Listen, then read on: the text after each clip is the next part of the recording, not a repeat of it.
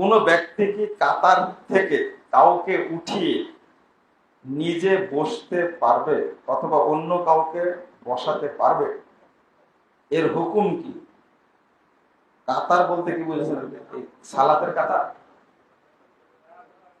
হ্যাঁ, বসে আছে না।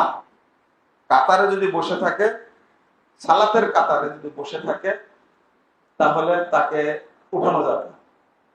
নাম্বার ওয়ান, তাকে উঠায় আর একজনকে বসানো যাবে না।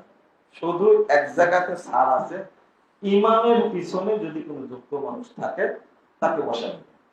কিন্তু আপনি অন্য কাতারে, বড় আলেম আপনি আসছেন, শোনেন, বড় কাতারে আপনি আলেম আসছেন, আপনার সামনে একজন ছোট বাচ্চা আছে। এখন ওই বাচ্চাটাকে সরাই আপনি বা কেউ সরাই দিবে, তাকে পিছনে দিবে, আপনি ওই জায়গায় দাঁড়াবেন, এটা দাঁড়ানো যাবে না। কারণ ও কাতারের সামনে আসছে, এটা তার মর্যাদা।